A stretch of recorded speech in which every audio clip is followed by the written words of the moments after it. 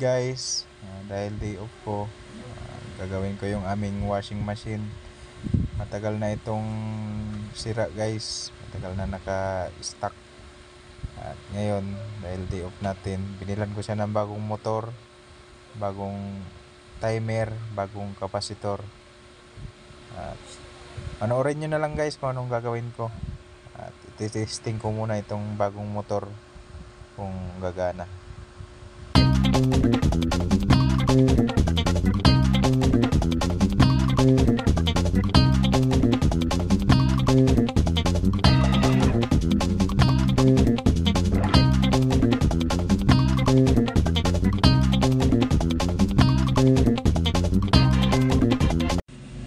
At yun guys, tapos ko na pong mai-wiring.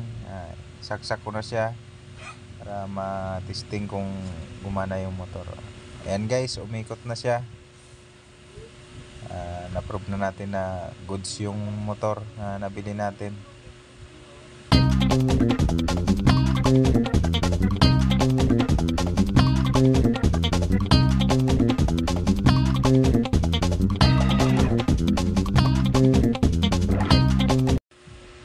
Ito nga po pala yung lumang motor niya guys, nasira na.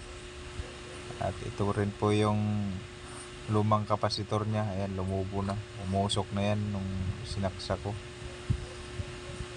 At ayan guys, isa-isa ko na nga pinagbabaklas yung mga wire dahil na-testing naman na natin, na-prove na natin na gumana na, para may final ko na at ikabit na yung pinakakaha niya. At mamaya guys, ipapakita ko rin yung buo na siya, na papaganahin natin na buo na siya.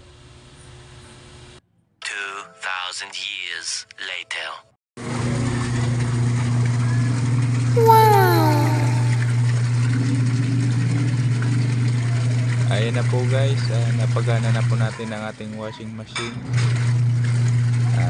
Ready na, laba-laba time na. Hindi na mahirapan ang ating misis na maglaba ng aming mga damit. Okay na siya guys. Maraming salamat po sa panonood at ingat tayo palagi.